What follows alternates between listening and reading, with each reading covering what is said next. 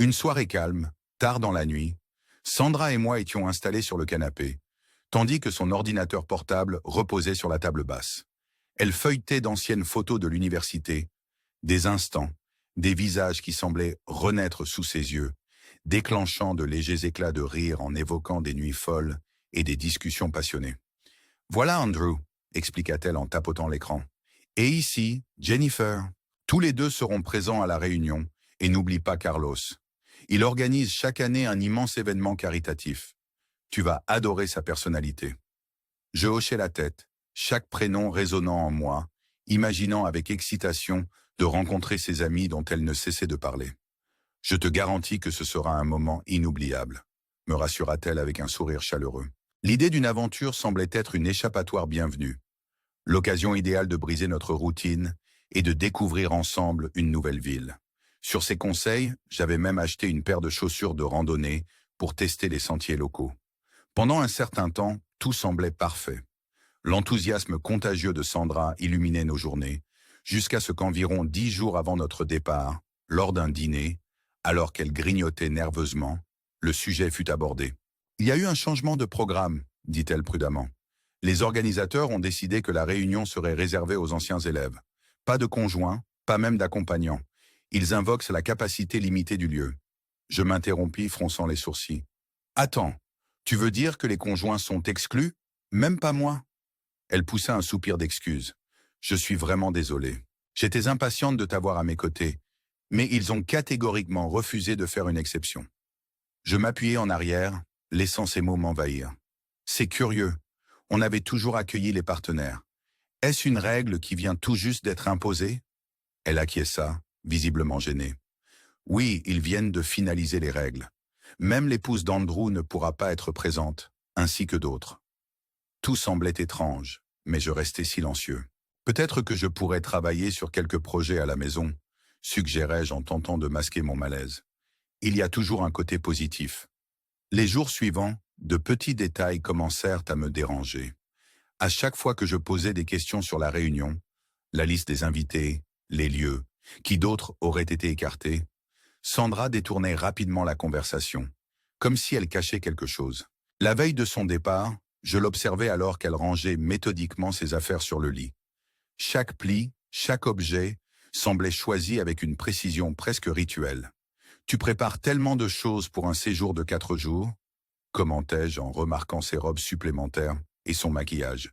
Elle esquissa un sourire discret en ajustant une robe sur un cintre. « Je veux juste être élégante sur les photos, » répondit-elle avec une touche d'anxiété dans la voix. « Tout le monde va nous comparer, voir comment nous avons évolué au fil du temps. » Je remarquai qu'elle glissait une robe récemment achetée, l'une de ses préférées. « Tu prends celle-là » demandai-je, incrédule. « Oui, » répondit-elle sur le ton léger. « C'est pour une occasion spéciale. » Même sa trousse de maquillage était étonnamment fournie, chaque article disposé avec un soin presque obsessionnel.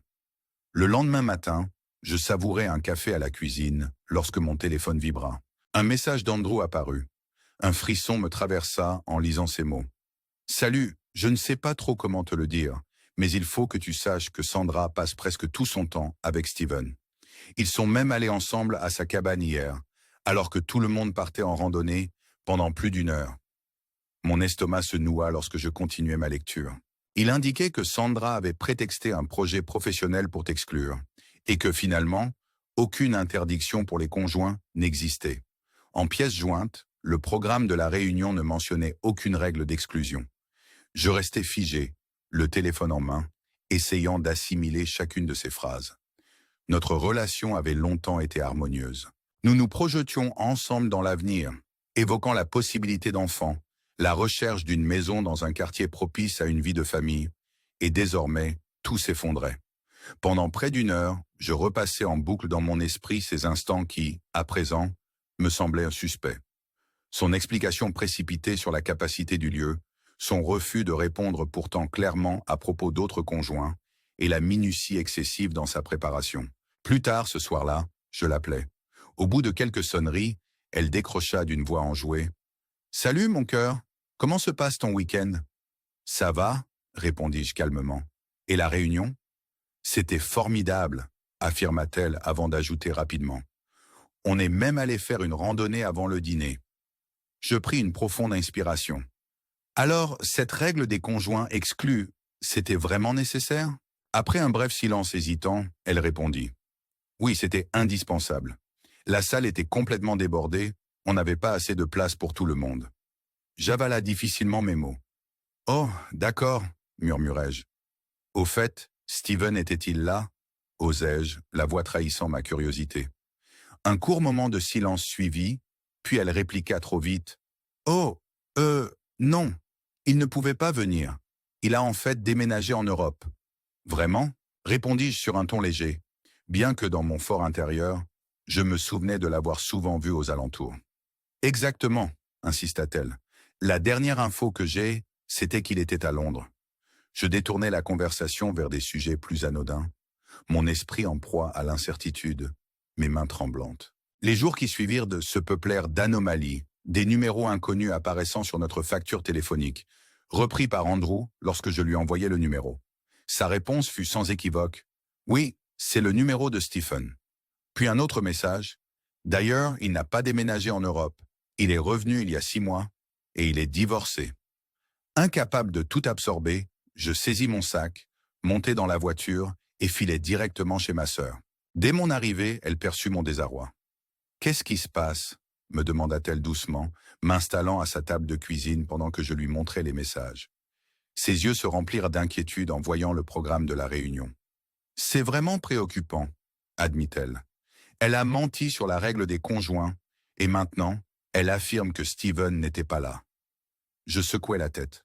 Ce n'est pas seulement la question des conjoints. C'est le récit précipité, l'évitement des questions et cet appel de près de 47 minutes la veille de son départ. Lise fronça les sourcils. « Je comprends ta colère. Mais avant de prendre une décision hâtive, parle à Sandra avec l'esprit ouvert. 7 ans de mariage valent de bien une explication. » Je serrai les dents, ressentant une trahison profonde. « Alors, je dois faire abstraction du fait qu'elle se rapproche de son ex ?» réclamai-je. « Non, » répondit-elle fermement. « Mais il y a peut-être une explication raisonnable.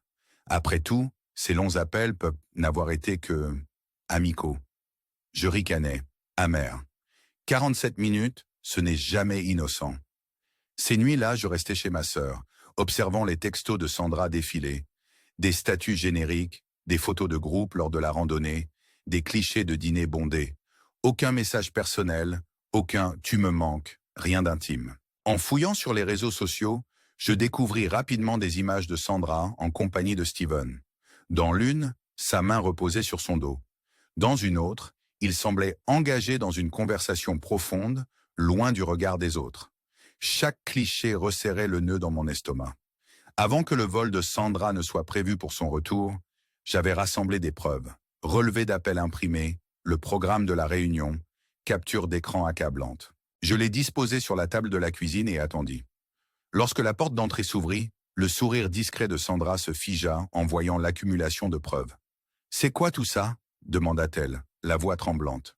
Je pris une profonde inspiration. « Il faut qu'on parle, dis-je d'un ton grave. » Elle hésita, s'approchant tandis que je lui tendais le programme imprimé. « Tu avais dit que les conjoints n'étaient pas admis, c'est manifestement faux. » Ses yeux s'écarquillèrent en observant aussi les relevés d'appel. « Et ces enregistrements montrent un appel d'1 heure avec Steven, la veille de ton départ. » Le visage de Sandra se décomposa. « Charles, je voulais juste faciliter les choses, éviter des situations gênantes. » Je poursuivis implacable. « Facile pour qui, Sandra? Tes explications évasives, tes préparatifs minutieux, ce n'était pas une erreur isolée. » Les larmes aux yeux, elle plaida. « Je ne pensais pas que tu comprendrais. »« Comprendre quoi ?» répliquai-je, la voix serrée d'émotion.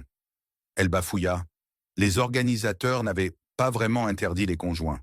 Je ne voulais juste pas mentionner Steven pour ne pas compromettre l'événement. » Je désignais clairement les preuves. Ce n'est pas seulement un événement compromis, c'est une violation de confiance. Rappelle-toi cet appel de 47 minutes. Elle tenta d'esquiver avec des excuses faibles. Steven traversait une période difficile après son divorce, un ami en détresse. Chaque justification ne faisait qu'amplifier ma douleur. « Alors tu as menti, encore et encore, pour me maintenir dans l'ignorance ?» dis-je avec amertume. Ses défenses s'effondrèrent, et elle finit par admettre. Nous sommes allés à sa cabane brièvement, mais ce n'était pas comme tu l'imagines. Un rire amer s'échappa de ma gorge. Pas comme j'imagine, ces messages et ces photos ne racontent pas une simple histoire d'amitié. À mesure que chaque mensonge s'accumulait, il s'avérait que les fondations de notre mariage s'effritaient inexorablement. Cette nuit-là, j'ai quitté le domicile, emportant quelques affaires discrètes, malgré les suppliques de ma sœur qui me conseillait de tenter une thérapie conjugale. Mes 7 ans de rêves partagés, projets d'enfants, recherche de la maison idéale, étaient désormais éclipsés par le poids de la trahison. Face aux appels désespérés de Sandra, je lui dis simplement « Je ne peux plus te faire confiance. Je pars ce soir. » Malgré ses tentatives de me joindre par textos et messages vocaux enflammés, ma décision était irrévocable. Le lendemain matin, je signai le bail d'un modeste appartement près de mon travail et déclarai d'une voix ferme « Je déménage ». Sa réaction fut un mélange de choc et de tristesse, un monde qui s'écroulait sous ses yeux. Lors d'une rencontre douloureuse en famille chez ses parents, son père rappelait que toute union connaît ses épreuves et que le pardon est possible. Pour ma part, rien ne me laissait croire que je pouvais accepter autant de mensonges. Au fil des jours, nos amis communs se mirent à chuchoter leur version. Certains prétendaient que Sandra me dressait un portrait irrationnel. D'autres insistaient sur le fait qu'une confiance brisée ne se reconstruit jamais. Entre les cartons et le déménagement, la vérité devenait de plus en plus incontestable. Ma sœur déposa les papiers de divorce pour incompatibilité irréconciliable, et bientôt, nos vies séparées allaient s'imposer légalement. Puis vinrent les tentatives désespérées de Sandra. Des visites impromptues à mon appartement, accompagnées de bouquets, de dossiers remplis de notes manuscrites, jusqu'à un ultime rendez-vous café où elle présenta une collection de nos photos communes pour argumenter qu'il n'y avait rien de grave. J'écoutais, chaque mot résonnant des demi-vérités et des esquives. Ce n'était pas une liaison totale, insistait-elle. Nous étions juste amis. Je ne pouvais ignorer l'incohérence des détails, les places changées lors des dîners, les appels interminables et les clichés qui disaient le contraire. Je la mis en garde avec fermeté. Tu es en train de jeter 7 ans de vie commune pour des secrets et des mensonges. Pourtant, chaque contre-argument se heurta à une avalanche de messages, d'appels et de notes désespérées de nos amis communs. Un ami, Ben, me demanda sincèrement si j'étais certain de vouloir en finir, tandis qu'Alicia suggéra « Peut-être réagis-tu de manière excessive ». Mais au fond de moi, il ne s'agissait pas d'une réaction démesurée, c'était une question de confiance et de vérité. Une semaine plus tard, je rencontrai Andrew dans un petit café près de son bureau. Il avait l'air penaud, comme s'il n'avait jamais souhaité porter une telle nouvelle. Dans un murmure, il me montra une photo prise lors d'un dîner à La Réunion. « Regarde, dit-il, Sandra a changé sa place pour s'asseoir à côté de Stephen. » Il raconta qu'ils étaient restés ensemble lors de chaque repas et activité, riant comme de vieux amis d'université. Lorsqu'il fut interrogé sur leur longue absence durant une randonnée prévue, il hésita en annonçant « Ils ont disparu pendant plus de 2 heures. » Chaque révélation renforçait la dure réalité. Sandra avait tissé une toile de mensonges pour me maintenir dans l'ombre. « Tu as menti », répétai-je, la voix tremblante d'émotion. Andrew répondit d'un ton solennel. « Je comprends combien cela te fait mal, Charles. J'ai vu mon propre mariage affronter des tempêtes, mais les secrets détruisent la confiance plus rapidement que n'importe quelle erreur. » Et c'était la cruelle vérité. Dès que les mensonges s'accumulaient, je n'avais plus aucune chance. 2 jours plus tard, j'affrontais Sandra. Je me rendis dans notre café habituel pour la trouver déjà là, tenant un café de ma boisson préférée. Un geste qui autrefois faisait fondre mon cœur et qui me semblait aujourd'hui calculé. « Salut !» me salua-t-elle doucement, les yeux injectés de larmes récentes. Je n'attendis pas. « Qu'y a-t-il dans ce dossier ?» exigeai-je, le regard fixe sur les photos de La Réunion, chacune la montrant clairement aux côtés de Stephen, en totale contradiction avec ses dénégations. Sandra se défendit. « Ces images prouvent que je ne me faufilais pas. Elles montrent seulement des moments de groupe. » Je secouai la tête. « Il ne s'agit pas des photos, mais des mensonges répétitifs. Tu as changé ton récit sur La Réunion, sur cet appel, et même sur ta place lors du dîner. » Sa voix se brisa alors qu'elle protestait. « Je voulais simplement éviter les conflits. Je n'ai jamais eu l'intention de te blesser. »« Mais tu l'as fait, » répondis-je, à la fois doucement et fermement. « En me tenant à l'écart, en dissimulant la vérité, Je ne peux plus te faire confiance. Elle griffonna des noms sur une serviette, espérant peut-être que d'autres pourraient confirmer sa version. Je repoussai la note, le cœur résolu. C'est fini, Sandra. Je ne peux reconstruire quoi que ce soit avec quelqu'un qui multiplie les mensonges. Elle implora. Nous avons 7 ans ensemble. Ne peut-on pas en discuter? Mais ma décision était irrévocable. À mesure que je m'éloignais, son appel déchirant s'ensuivit, des messages vocaux de supplication et d'accusation me parvenant sans relâche. Ma sœur me conseilla de ne pas prendre de mesures juridiques hâtives avant d'avoir bien réfléchi. Pourtant, en rassemblant les preuves finales, capture d'écran de textos enflammés, relevés d'appels, photos incriminantes, je savais qu'il n'y avait aucun retour en arrière. Les amis prirent parti, et même Jamie, un vieil ami de mariage, m'avoua à contre-cœur que Steven avait fini par confesser cette nuit-là. Ils se sont donné rendez-vous. Ces mots confirmèrent mes soupçons, et son message explicite scella ma décision. Finalement, je contactai ma sœur une dernière fois. Au milieu du tumulte, elle me conseilla « N'affronte plus Sandra, laisse les procédures légales suivre leur cours. » Bien que le cœur me fût brisé, ma résolution était ferme. J'envoyai les coordonnées de Steven, toutes les preuves accumulées, et me préparais aux dernières étapes. Un divorce pour reprendre mon intégrité et mettre un terme à cette relation désastreuse.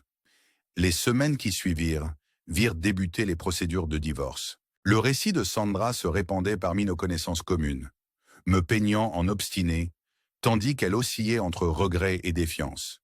Au cœur de ce chaos, je commençais à reconstruire ma vie. Je m'installa dans un nouvel appartement modeste, symbole d'un nouveau départ.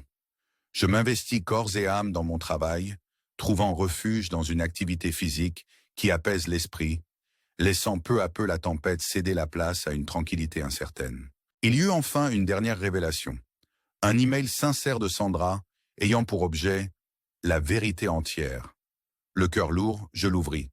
Elle y confessait, en détails poignants, qu'elle et Steven ne s'étaient pas seulement embrassés, mais avaient couché ensemble à 2 reprises pendant la réunion. Elle expliquait que son déni initial était sa tentative désespérée de préserver notre mariage et que ses récits incohérents naissaient de la peur et de la honte. Rien n'en changeait, si ce n'est que la trahison, celle que j'avais longtemps redoutée, était désormais prouvée. Je partageai cet email avec ma sœur qui me demanda « Veux-tu l'utiliser au tribunal ?» D'une voix douce, je répondis « Non, les conditions sont justes. Je cherche juste la paix, la closure. » Je rangeai cet email et laissai derrière moi tout désir de revanche. Bientôt, le divorce fut officialisé et dans les derniers instants, Sandra vint avec sa mère récupérer ses affaires. En franchissant la porte pour une dernière fois, je l'aidai à emballer une partie de ce que nous avions construit ensemble. Dans un échange feutré, elle murmura, hésitante. « Si un jour nous pourrions rester amis ?» Je la regardai, épuisé, et lui répondis en chuchotant « Une séparation nette est meilleure pour nous deux. » Le départ fut silencieux, définitif et empreint d'amertume.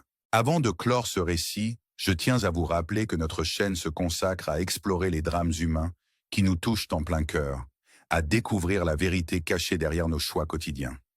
Si cette histoire vous a interpellé, n'hésitez pas à vous abonner à notre chaîne, à laisser un commentaire sincère et à partager vos propres expériences sur la confiance et la trahison. La vie continue, et parfois, il faut laisser le passé derrière soi pour renaître. Merci de votre écoute. Souvenez-vous que chaque fin annonce un nouveau commencement, même si le chemin demeure parsemé de douleurs.